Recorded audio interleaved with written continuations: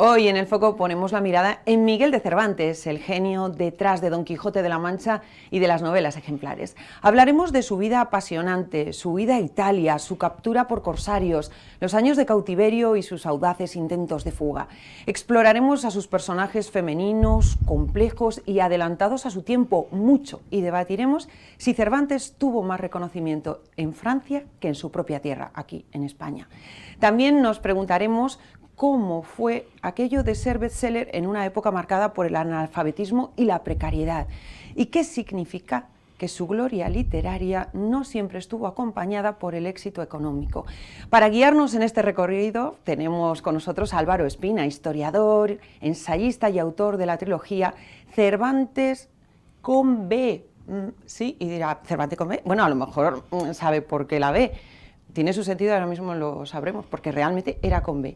Una obra que entrelaza biografía y ficción para adentrarse en la vida de este hombre fascinante que, entre guerras, pobreza y adversidades, transformó la literatura universal. Prepárese usted para un viaje lleno de matices y descubrimientos. Bienvenido, Álvaro, un placer. Bien hallada, María, un placer es mío. Arrancaba diciendo que Cervantes con B, y que tiene todo su sentido, porque de hecho hay 16 firmas autógrafas de él, ¿no? que se sabe que son reales, y que era con B. Fue un tema de imprenta, pero cuéntanoslo. Ahora ya hay muchas más, porque sí. Christoph Sligua sobre todo anda recopilando y ya habla de los 40 firmas, documentos administrativos. Siempre firmó con B. El otro día, por cierto, se lió parda en la presentación en el Ateneo, porque en la página web ponía lo de Cervantes con B, sí. Y la gente en las redes sociales son unos analfabetos, diciendo, no escribir, el Ateneo, ¿no? Haciendo esta barbaridad, claro. Y tal, y hubo que explicarlo, me pidieron, ¿no te importa salir? ¿No? Y ahí salimos diciendo por qué y tal. Pero en fin, la realidad es que le llamamos Cervantes, la Academia así lo pide, y además es que sus editores siempre lo pusieron, bueno, con V o con U, sí. Porque esos los intercambiaban. Pero ¿por qué fue aquello, no? Porque el editor le dijo, es que no tenemos la B bien y seguramente, la V. Esa es la versión como hay muchas cajas de fuentes, pues seguramente en la primera, en la Galatea, no había para poner en la portada, porque en el interior sí hay, en vez, pero en la portada no había la de esa caja, sí. Y entonces pusieron una U, era una U con vocálica, bueno. En consonante. Y así quedó. Luego, cuando quiso Cervantes corregirlo, y pues eso está fuera. Lo curioso es que él seguía firmando con B. Él seguía firmando con B. De manera que yo siempre he dicho que el Cervantes con V es una especie de seudónimo, sí, del Cervantes con B.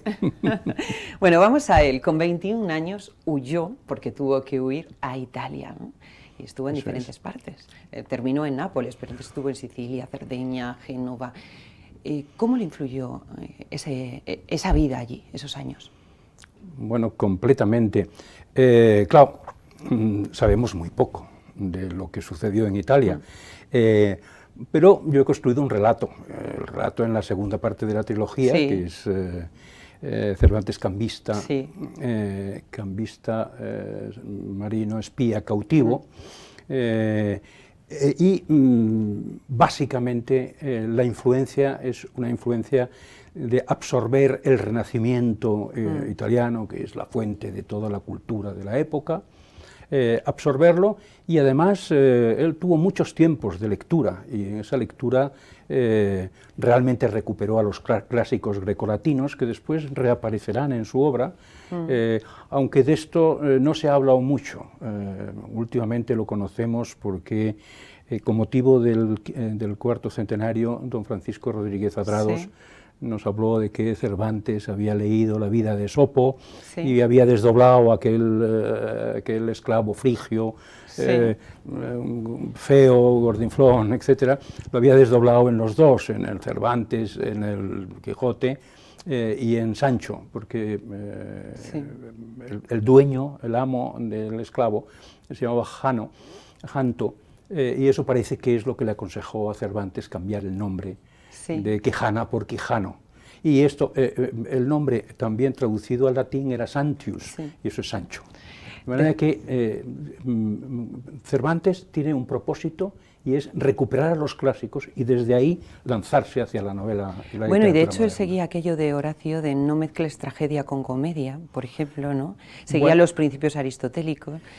Y lo que sí que es cierto es que se impregnó muchísimo del Renacimiento, pero sobre todo, diremos, de los aforismos y no de los de Erasmo, no de los cultos, sino que era de los aforismos de la calle, ¿no? y de los refranes, que es casi lo que más veíamos. Nos reíamos muchísimo, nos reímos cuando leemos la obra, por ejemplo, vamos al Quijote con Sancho Panza y todos esos refranes, ¿no?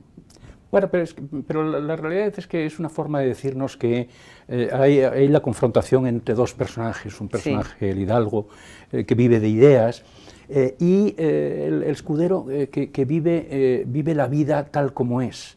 Y la vida, ojo, pero es un personaje muy sabido, muy culto, sí, popular. Y la cultura popular era fundamentalmente una cultura reflejada en refranes. Álvaro, pero ¿qué opinas de todas esas críticas que se han hecho, ¿no?, por parte de expertos, no tan expertos, que intentan encontrar una filosofía en Don Quijote y dicen, no, pero es que hay un gran trasfondo, pero realmente la filosofía de él no podemos decir que sea ni la de Hume, ni la de Kant, ni la de Platón, ni la de ninguno de ellos, sino que lo dice todo en un lenguaje muy coloquial, que así nos podemos quedar más en que es una novela fascinante en la que uno disfruta, ¿no? Pero ¿crees que hay tanto calado, hay tanto trasfondo, o se ha querido ver más por parte de los que la analizan de lo que realmente había? Bueno, yo creo que hay un trasfondo profundo. Mi maestro, don José Antonio Maraval, lo explicaba en Utopía y Contrautopía en el Quijote. Fundamentalmente hay en el fondo una crítica a esa posición de la España de su tiempo, la que inició Felipe II sobre todo, la de ir por toda Europa intentando imponer una verdad, sí, etc.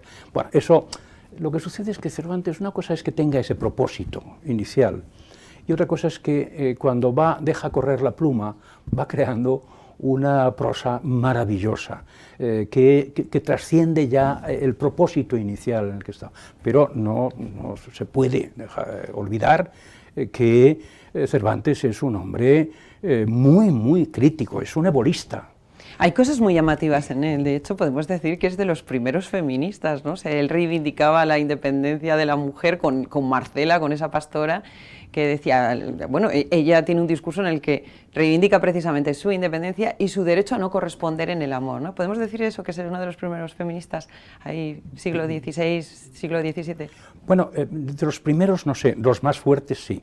Pero hombre, sin duda, porque con su trascendencia. Es que en el Renacimiento la mujer renacentista, sí, sobre todo italiana, pero aquí en España también, sí, la princesa de Éboli, doña Juana de Austria, la propia madre de Felipe II, Isabel de Portugal, eran personajes renacentistas riquísimos que tenían una vida propia que en ningún caso se dejaba sojuzgar. Y eso todo está en Marcela, pero está también en Catalina, su mujer, la mujer de Cervantes, y está en sus dos hermanas, Andrea y Magdalena, está en su sobrina Constanza. Él vive en un gineceo, y ese gineceo, él le aporta una enorme riqueza y recibe también una enorme riqueza que nos la transmite. Has nombrado a la mujer de Cervantes, pero Cervantes tuvo una vida amorosa como que no muy estable, ¿no? Primero estuvo con una casada, ¿no? Sí, tuvo una hija, luego estuvo con otra que tampoco le funcionaba, luego se casa y aquello parecía, bueno, ya se quedan como amigos casi, ¿no? Pero va haciendo su vida, se va a Andalucía. Sí, pero... Hablaba del divorcio de alguna manera, pero dice, bueno, casi mejor estar así bien que moverse, divorciarse y complicar más las cosas, ¿no? Bueno, nunca, en realidad no hay... Entre líneas, digo. Ya se ha hablado, se ha dicho, porque claro, sí, estaban tanto tiempo separados, pero eso era una cosa bastante frecuente en la época. La gente que se iba a los virreinatos o la gente que se iba a Flandes, vivía justamente esa separación a su manera. Lo que sucede es que yo he reconstruido en los otros libros una trayectoria amorosa de Miguel de Cervantes muchísimo más rica y diversificada. Bueno, por eso te pregunto, para que tú nos ilustres un poquito. Claro, porque es que empieza con Verónica, la profesora de música de su pupila Anita de Silva, y después en Italia tendrá una vida amorosa riquísima. En algunos casos, sus amores, digo amoríos, sí, porque amores en aquella época eran amores un poco frívolos, los amoríos eran amores serios. sí. Sus amoríos eran a veces muy generosos con la mujer, como por ejemplo cuando Felipe II persigue a una de las damas de su mujer, de Isabel Sí. de Valois, la persigue y tiene que abandonar la casa de la reina. Cervantes la consuela porque al mismo tiempo esta mujer, que es la hermana del futuro duque de Osuna, su novio la repudia porque la ha medio violado el rey, y dice, ¿qué culpa Sí. tiene ella? Y ella llora, etc., y le da también amoríos, pero un amorío breve y compasivo, en este caso. Era generoso en amor, diremos, ¿no? Muchísimo. Otra mujer que tú mencionas, Ana de Mendoza, ¿qué pasa con, cuéntanoslo, porque lo narras ahí, pero qué pasa con Ana de Mendoza? ¿Qué pasa con Felipe II? ¿Envenenó realmente a su hermano? ¿Qué ocurre ahí? ¿Qué sabía? ¿En qué medida sabía algo Cervantes? ¿Y qué era lo que sabía que le ponía en peligro, ¿no? Bueno, no, Cervantes lo primero que sabe es que el rey ha ejecutado a su hijo, don Carlos, que ahora lo podemos establecer mejor, pero durante mucho tiempo se ha medio ocultado. No, pero lo que sucede con doña Ana de Mendoza, y por lo que la persigue el rey y la encarcela sin juicio a perpetuidad, sí, es porque es la líder de la oposición, porque los ebolistas se han quedado sin jefe, porque su marido ha muerto en el 74, y es ella la que asume el papel de confrontarse con la política que están siguiendo, un poco dirigida por los albistas, sí, ebolistas frente a albistas, y ella es la líder, y eso no lo puede admitir Felipe II, que Felipe II es, bueno, un absolutista completo, sí, casi un totalitario, quiere gobernar los cuerpos, las vidas y las mentes de sus súbditos. La vida de Miguel de Cervantes era una sucesión de frustraciones, podemos decir, ¿no? Y tú la narras en tu segunda entrega. Digo, tienes una trilogía, en la segunda ahí cuentas bien. Y empezamos por su juventud, que era pobre, ¿no? Que después todo lo que le ocurre, que tiene que huir a Italia porque se le acusa de haber herido gravemente. Hay quienes dicen que de haberlo asesinado era de haber herido gravemente a un hombre, ¿no? Luego no era cierto, según se descubre en la tercera parte de la trilogía. Pero bueno, luego seguimos y seguimos. Era un hombre de armas, de Éboli, el que castiga a Sigura. Sí. Y por eso, eso, digamos, explica por qué, habiendo sido desterrado por 10 años, Cervantes decide volver a los 5, a los 6. Sí. Por algo, porque los alcaldes de corte ya han revocado su sentencia inicial. Pero no era tan pobre, era una clase media baja, si se quiere, y en algunos momentos, cuando es comisario de abastos y recaudador, pues es como un funcionario, no un alto funcionario, pero un funcionario de la administración real, ¿no? Ahora que mencionas eso, de que era recaudador de impuestos, ahí también tiene un episodio un poco negro, porque se le acusaba, bueno, de hecho terminó en la cárcel, se le acusaba de haberse quedado cierto dinero. No, eso fue una arbitrariedad del juez en Sevilla, que enseguida se corrige, porque prácticamente al cabo de 2 semanas la sentencia es revocada desde Madrid, pero el juez lo mantiene todavía 6 meses en la cárcel. Y la realidad es que no se ha quedado con dinero, ha depositado el dinero en un banquito, en un banco, para no hacer el viaje hasta Madrid con un montón de dinero recaudado, y este tipo quiebra y hace un poco levantamiento de bienes y demás. Él, Cervantes, yo le llamo Miguel, porque lo de Cervantes queda un poco como ampuloso. Miguel avisa, dice, no era dinero mío, era dinero del rey, por lo tanto tiene prelación en el concurso de acreedores, tiene prelación sobre todos los demás. Pero el juez no le hace caso, o en todo caso le dice que sea lo que sea, si no se consigue recuperar, le embargan el patrimonio que tiene. Y por lo tanto quiere decir que tenía patrimonio, entre otras cosas porque había tenido que dar caución y había tenido que prestar avales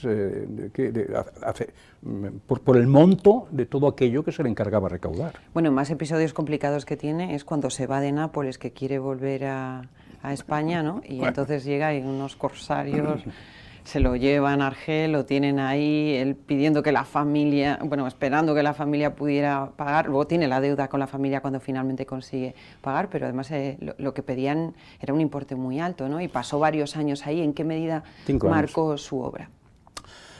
Pues la marca, pues, entre otras cosas, la historia del cautivo y otra serie de cosas. Pero sobre todo, él es el líder de los presos, de los cautivos españoles en Argel.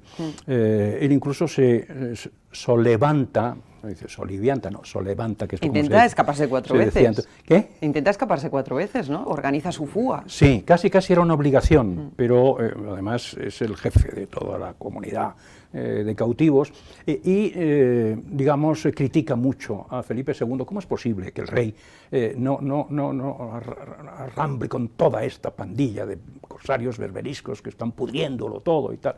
Y lo hace varias veces y lo escribe al secretario Mateo Vázquez y demás.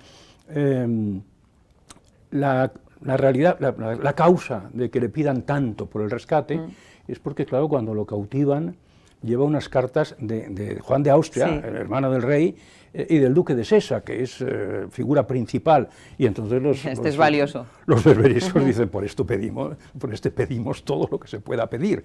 Y entonces ahí están los tira y aflojas y demás, que en la segunda parte de la novela, bueno, pues... claro, es lo que desarrollas. Hay mucho más... mucha más enjundia, porque Cervantes había adquirido con Giordano Bruno en Italia. Giordano Bruno era un individuo que iba buscando documentos, pergaminos antiguos para recuperar la cultura clásica, y Cervantes aprende eso y ya empieza a hacerlo para la biblioteca de Massa, de la consorte del hijo de Cosme I de Medici. Y aquí lo que hace es, en Argelia, lo que hace es bajar hacia el sur, hacia una comunidad mosabita, que se llama, una vieja comunidad perseguida de los propios islamistas, donde guardan una gran biblioteca de la cual quieren desprenderse para conseguir recursos. Y que además tú dedicas una parte importante a eso, es decir, que él buscaba por las bibliotecas de todos los musulmanes, ¿no? Porque quería coger obras que la Inquisición pues las quería desechar, ¿no? En eso competía con Felipe II, porque estaba haciendo Felipe II exactamente lo mismo para la biblioteca del Escorial, acumulando pergaminos y demás, pero Felipe II aprovechando... Pero para él fue casi una misión, ¿no? Estaba realmente como obsesionado con eso, ¿no? Con encontrar ejemplares. Bueno, es que como había aprendido lo apreciados que estaban estos manuscritos por el rey de Francia, en Marsella y en Niza y demás, desde Argelia, en la propia Argelia le dicen que hay manuscritos escondidos, bibliotecas que han quedado en las medianerías de las casas, y es ahí donde, en concreto en Cabra, encuentra una biblioteca de estas que, a través de un amigo suyo que lleva una galera, los manda a Marsella, escamoteándoselos al intento del rey, que pagaba la 4ª parte o la 5ª parte, y con esto puede remunerar a aquellos que se lo ceden y al mismo tiempo crear un pequeño capital, porque él nos dice muchas veces, y lo dice su hermana Andrea, dice que es muy simpático y por tanto hace amigos, etcétera, y además tiene muchos negocios. Y los negocios hace falta tener un cierto capital, hay que buscar dónde lo saca, y la forma de hacerlo es recuperando esta práctica que había aprendido de Giordano Bruno en Italia. Porque él ganaba dinero haciendo sus negocios, no los ganaba con los libros, entonces era muy complicado, y además el éxito lo alcanzó bastante tarde. Vamos a decir que creo que tuvo una competición importante con Lope de Vega, él mismo, que le tenía celos, ¿no? Y no le caía como muy bien, porque Lope de Vega estaba triunfando con la comedia y él lo veía con recelo, y luego eso se nota en sus escritos. No, claro, el combate de las letras fundamentalmente es el combate... Vamos, que lo reconoce. El combate, primero entre Góngora y Lope. Sí. Sí, pero yo me iba con Cervantes y Lope, ¿no? Los celos. Es que Cervantes se une al grupo de Góngora, sí, y Quevedo viene a unirse a Lope. Pero en el caso de Cervantes y Lope hay que tener en cuenta que Cervantes, es lo que hablábamos antes del mundo clásico, Cervantes es un hombre que quiere conectar lo nuevo que hay que hacer con lo mejor de lo clásico grecolatino, que es, era algo enormemente estimable. Frente a eso, y eso es típicamente renacentista, frente a eso Lope es típicamente barroco, en el sentido de que Lope, en vez de coger este tipo de ideas y mantener el respeto a los clásicos, lo que hace es decir, yo le hablo al vulgo de manera vulgar y le cuento historias vulgares. Bueno, Federico Carlos Say de Robles, que es quien editó a Lope primero en Aguilar, etc., decía, bueno, Lope era un precharrán, un prechulillo, un personaje que además todas sus locuacidades, etcétera, las quiere llevar a la comedia. O sea, ¿tú crees que quizá Cervantes era más como desprecio a su imagen más que celos, lo que sentía? Es completamente, digamos, no entiende o no quiere entender lo que hace Lope de Vega, llevar una vida absolutamente disoluta y con esos elementos de la vida disoluta hacer sus comedias y llevarlo, y luego además dándole una expresión, un tipo de expresión, como les decía, hay que hablar al vulgo vulgaridades. Y eso, lo decía Sergio Ramírez el otro día en la presentación en el Ateneo, dice, bueno, eso es un poco lo mismo que hace Shakespeare. Pero claro, Shakespeare, que era uno de los grandes en ese momento, sí. Al mismo tiempo, en paralelo. Bueno, y escribía unos batiburrillos en unos papelitos para dárselos al actor correspondiente para que repentizase, hiciese esto, y todo lo que hacía era llevar el mundo corriente, el mundo de la vida corriente. Hombre, lo que sucede es que... Podríamos decir un poco circo, ¿no?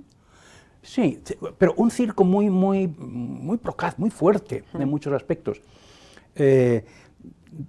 Cervantes lo que hace en El Quijote es confrontar, recoge también un poco esa idea, pero lo que hace es confrontar dos personajes completamente distintos. Un Apolo, un tipo, el hidalgo, embebido en sus ideas, típica idea apolínea, con un Sileno, que es un Dioniso, pero el ayo de Dioniso, el Gordinflón, tal.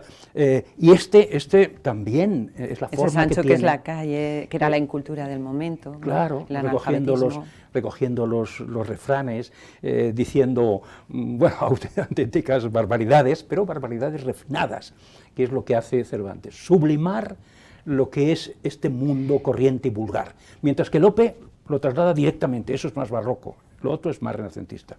Bueno, decimos, todo eso estaba ocurriendo, Cervantes estaba ahí, que no le gustaba aquello, pero él no estaba triunfando.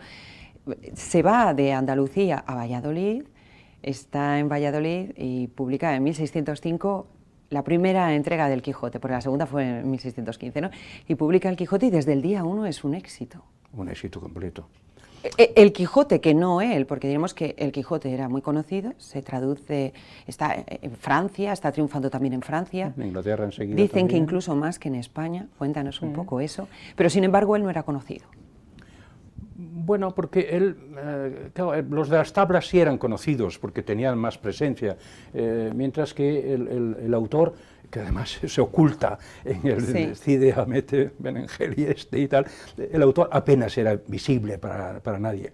Lo que sucede es que en la idea esta de que es más apreciado en Francia enseguida contrastan la situación en la que están los grandes escritores, como Cervantes, él lo cuenta en el prólogo de las novelas ejemplares, cuando les visitan los de la corte francesa, visitan España y dicen, pero bueno, ¿cómo a Cervantes no lo tiene el rey en su nómina y no le da no lo incorpora un poco como se hacían?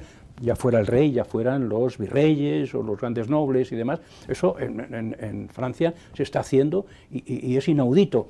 aunque dice, pero bendito sea esa pobreza en la que vive, porque si eso le hace crear estas cosas tan ricas, que siga, que siga. Pues están hablando de la Galatea, no están hablando del Quijote. Y entre la primera y la segunda entrega del Quijote salieron las novelas ejemplares, ¿no? Claro. Esas novelas cortitas, relatos cortos podríamos decir, ¿no? Que fue el pionero en introducirlas aquí, ¿no? Que vinieron poco a poco con las novelas también cortas italianas, ¿no? Pero, sí, pero fue pionero. Realmente las novelas, la novela era justamente estos relatos cortos, tanto de Decamerón, de Brandello, y él trae esa idea, pero frente a los italianos, que son más clasicistas, él lo que hace es mezclar todo tipo de relatos, el relato picaresco, como el sobre todo amor, ¿no? Mete mucho amor, pero mete la picaresca, como dices. No, de todo, y la cautividad, y como cautivo, en la imagen del cautivo, hay muchísimos amores, algunos de ellos reproducidos de los propios amores que probablemente Cervantes tuvo en Argel, con Sara, la Zaida, etc. Pero las novelas ejemplares hay un purri de todo. Es un poco la forma en la que Cervantes se vuelve barroco, en el sentido de que ahí aparece también muchísima vulgaridad, bueno, el coloquio de los perros, Berganza, en este coloquio que recupera también aquella cosa de los animales que hablan, de los cuentos clásicos, pero para...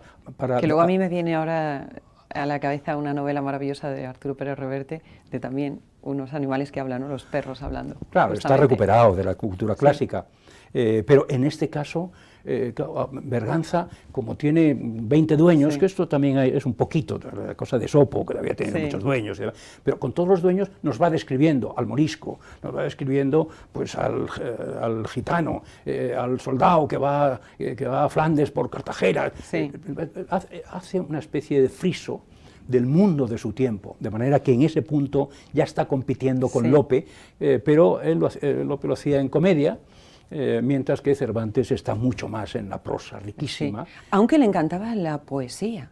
Hace poesías buenísimas, pero no es un versificador tan afortunado como Lope. Eso no lo ha habido en la historia de España. Es que sí, la lucidez de Lope improvisando. Claro, pero Góngora lo que sucede es que hace un tipo de poesía exquisita que Lope no hace. Y ahí Góngora tiene tanta capacidad de versificación o mayor que la de Lope. Pero claro, sus temas son temas no para hablarle al vulgo, que es lo que hacía Lope. Me decías que en las novelas ejemplares pues, se ven muchas cosas reflejadas del día a día, ¿no? Es un poco un espejo de cosas que suceden y que le sucedían a él. Mezcla realidad con ficción, que eso es lo que haces tú en tu trilogía. Tú mezclas la realidad con la ficción. ¿Qué armas has cogido de Cervantes en ese sentido? Pues muchas, pero Cervantes en las novelas ejemplares, por ejemplo, claro, a veces da gato por liebre. Por ejemplo, cuando Berganza, el perro, dice que tuvo un amo morisco y empieza a justificar que los moriscos, como hace después Ricote en la segunda parte del Quijote, que los moriscos tenían que ser expulsados, esta raza mala y tal, no sé qué. Pero a continuación Berganza describe los vicios del morisco y no los describe como el de un morisco, sino como de un judío. Es un guiño que hace Cervantes al lector, que diga, mira, este está realmente diciendo algo que no piensa o que no se corresponde con la realidad. Bueno, este tipo de trucos que utiliza Miguel son mecanismos para que el lector en su ingenuidad se sorprenda y diga, ahí va, ¿qué me está diciendo este hombre? Pero si esto no es así. No es ironía, es ingenuidad. Yo siempre distingo entre, lo dijo Schiller, dice, no, aquí hay ingenuos... que fue una gran inspiración para él. Ingenuos frente a sentimentales. Bueno, los ingenuos son un poco lo de los Dionisios, los silenos, ingenuos en el sentido de que viven la vida sin darle mayor trascendencia. Y los sentimentales son los que siguen un poco como las ideas. Estamos ahí otra vez en la contraposición entre lo apolíneo y lo dionisiaco. Y eso lo hace Cervantes con una maestría. Claro, ¿por qué no digo que no utiliza la ironía? Porque la ironía, sobre todo en los temas fuertes, claro, es decir lo contrario de lo que piensas, diciéndole al lector alguna clave para que interprete que no es verdad, que es lo contrario. Sí. Y si el lector hubiera captado ese tipo de cosas, también lo habría captado la Inquisición en la parte que era crítica o el Consejo Real. Solo la Inquisición le tocó, y no la española, no se atrevió con ello por el éxito del Quijote, y fue la Inquisición portuguesa. Álvaro, una cosa que llama la atención es que en la introducción del Quijote y en los capítulos 47 y 48, el propio Miguel de Cervantes dice que escribe el Quijote para acabar con los libros de caballerías. Bueno, eso puede también ser un mensaje. Eso era una ironía, era una realidad. Al ingenuo. Dice, bueno, pero ¿y por qué este quiere acabar con los libros de caballerías si ya no se leen? Aunque realmente se están editando todavía algunos, los últimos libros de caballerías. Pero ese no es el propósito. Ese es el propósito, diríamos, el pretexto para decir por qué hace un hidalgo. En realidad él no había querido hacer directamente un hidalgo. Había querido hacer un labrador, Bartolo, tal, una burla del entremés de los romances.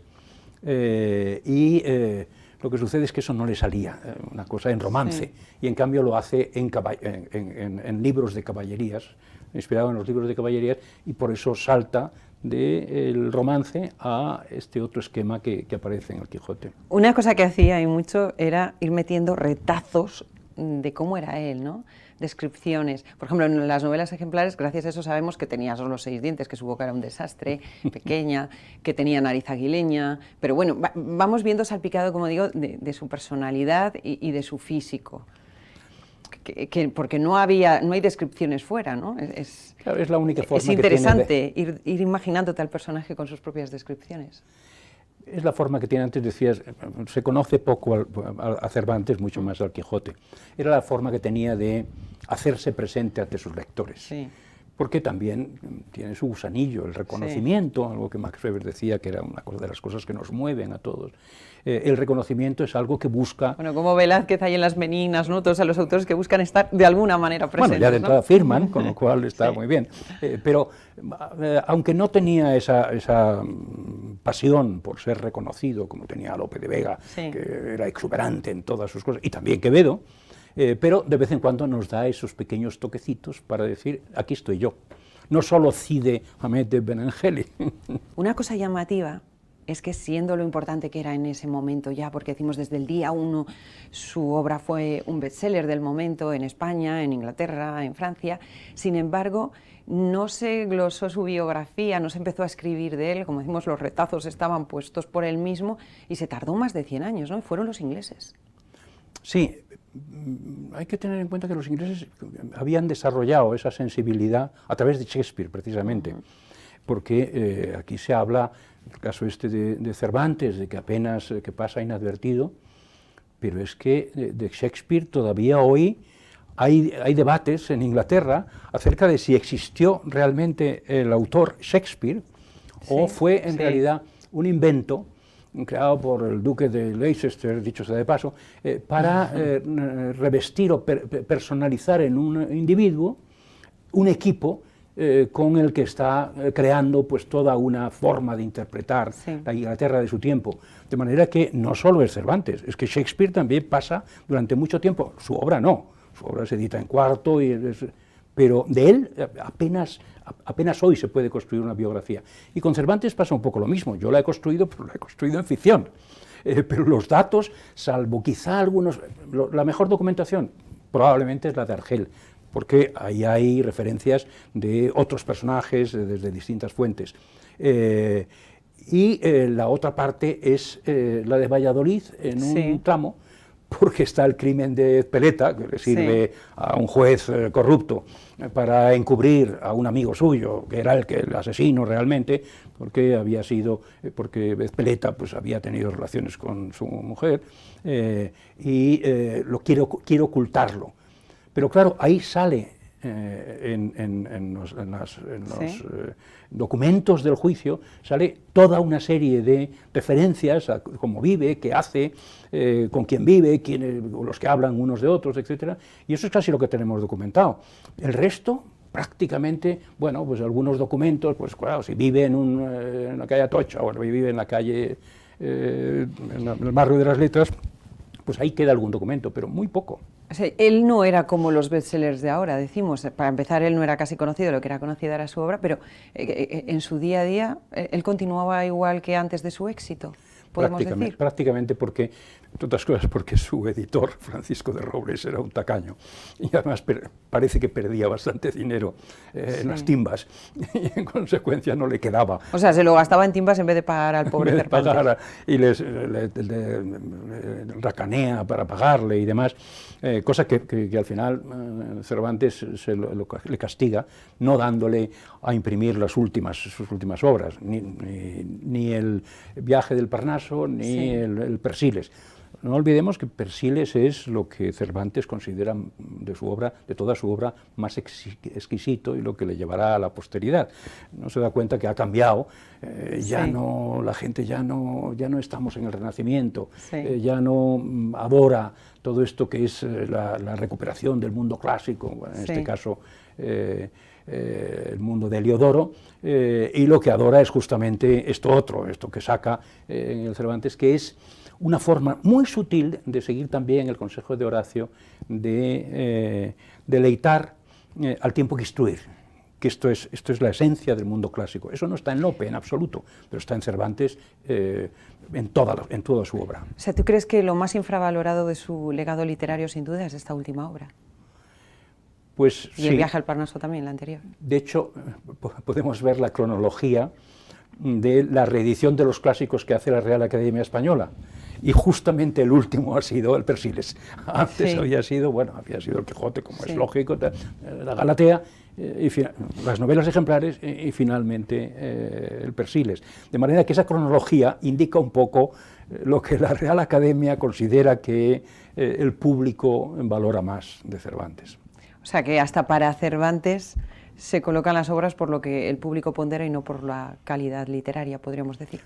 Bueno, la calidad, es que los criterios de la calidad están cambiando. Precisamente entre el Renacimiento y el Barroco, en el Renacimiento lo que funciona es el renacimiento, el renacer de la cultura. Están recuperando todo aquello que se había perdido y demás, y eso es una auténtica pasión. Mientras que en el Barroco lo que aparece es la valoración de la vida misma, de la vida corriente, y eso Cervantes, que todavía está muy imbuido, porque él es un puente entre los dos, está muy imbuido del Renacimiento y de los clásicos, valora más esto, mientras que el Quijote es su personaje favorito, evidentemente, pero lo valora menos porque no tiene ese pozo añejo de la cultura clásica. Si nos vamos al Quijote, que lo estás mencionando, creo que lo entendemos todo mal, ¿no? Porque empieza diciendo, en un lugar de la Mancha de cuyo nombre no quiero acordarme, y nosotros con nuestro lenguaje entendemos que es un lugar que no sabe cuál, no lo recuerda porque no se quiere acordar, ¿no? Pero en realidad no significa eso, o sea, tiene otro significado totalmente diferente. Explícalo porque lo cuentas. Bueno, lo que pretende es universalizar. De hecho, sobre todo esto, ahora Javier Escudero, un buen día, un gran archivero, el gran cuerpo de los archivos, bibliotecas y museos, que ha hurgado en todos los archivos de La Mancha.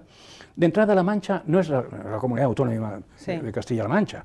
La Mancha de entonces era el común de La Mancha, un trocito, un pedazo de tierra de la Orden de Santiago. Era un pueblito, ¿no? Unos pueblitos. Quintanar de la Orden era la capital del común de La Mancha, y ahí estaban Miguel Esteban, estaba el Toboso y demás.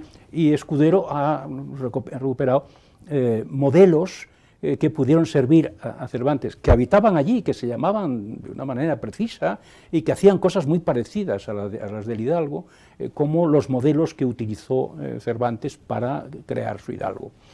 Cada época tiene su propia edición del Cervantes. Esta, pues, goza de la del prestigio, como muy científica, pues es la última. ¿Crees que es la mejor? Sí, yo creo que en eso hay que agradecer a la Real Academia que en su colección de clásicos pues esté recuperando de una manera filológicamente muy correcta, muy perfecta. Acaba de morir Francisco Rico, ha dejado un legado que ahora nadie puede ignorar, ahí está el Quijote suyo, pero las ediciones que se están haciendo, creo yo, claro, son acumulativas, recogen todo lo que se ha venido haciendo y lo enaltecen y lo enriquecen, de manera que sí, yo creo que es la mejor. Lo que sucede es que muchos lectores pues no están familiarizados con ir a buscar las notas y ir a ver exactamente qué significa cada cosa y demás, prefieren una lectura de corrido. Yo siempre les digo, porque yo también hago eso, yo hago muchas notas finales para documentar, pero no hay problema, si a alguien le aburre ir a las notas, pues lo lee de corrido y deja las notas. Hay pasajes que han sido muy cuestionados, Álvaro, como por ejemplo, y se ha debatido mucho sobre ellos, como el de la quema de los libros por parte del cura y el barbero, ¿no? Que dicen, este hombre se nos está volviendo loco leyendo estos libros de caballerías. Y si por un lado se ha opinado, bueno, esto era mera narración, que él lo contó esto porque se lo imaginaba así, y la otra que es, había una crítica de trasfondo a los libros de caballerías y a lo que podían suponer en la cabeza de una persona, ¿no? ¿Por qué te inclinas tú? Bueno, lo que sucede es que, claro, ha enloquecido, el Quijote ha enloquecido leyendo libros de caballerías y lo más fácil es decir, pues aquellos que más le quieren, pura y simplemente los queman para que no siga enloqueciendo y demás. Algo de eso hay, algo de crítica a la censura que se está practicando, sobre todo después de Trento. Pero siempre de una manera, Cervantes lo plantea de una manera muy sutil.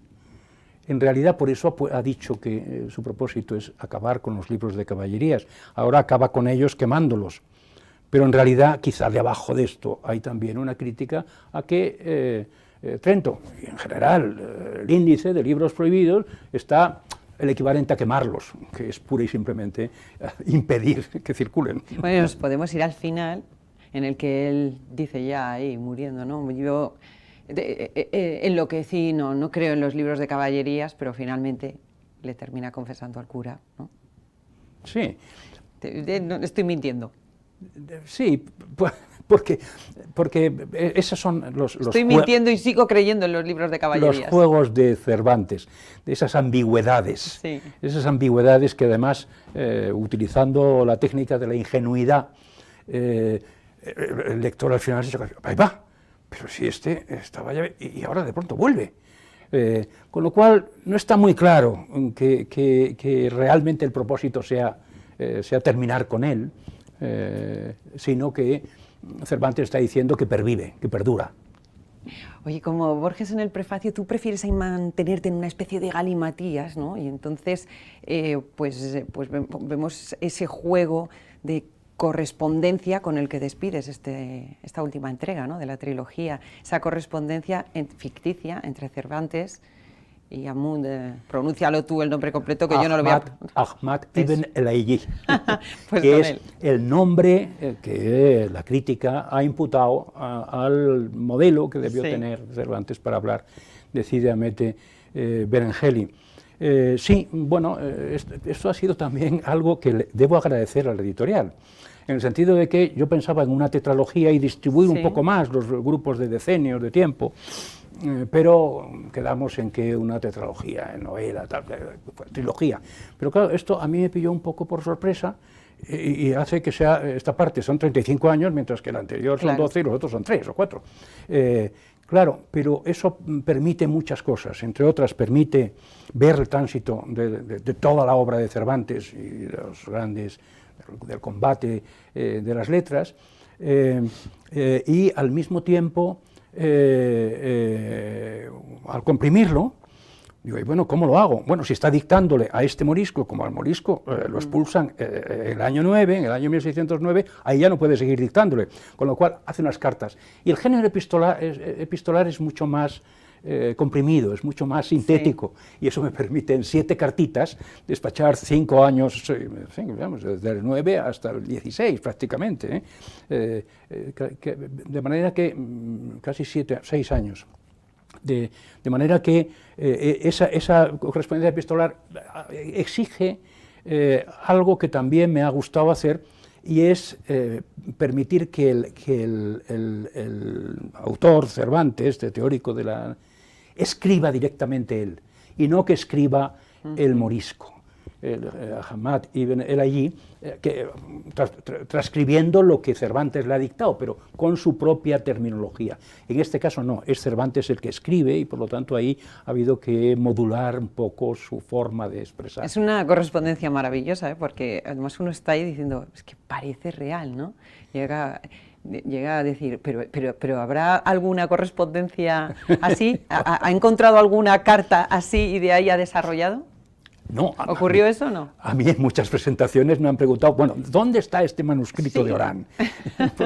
El manuscrito con el que arrancas, ¿no? El que se encontró y en base al cual... Nada, claro. Es todo ficción, es todo tuyo. Es todo ficción, teóricamente. Es esa mezcla, como decíamos, ¿no? De las novelas ejemplares de él, esa mezcla de ficción y realidad que te ha llevado a dar vida a Cervantes. Y en este caso, digamos, permitía enganchar lo de Orán, por la expulsión de los moriscos, sí.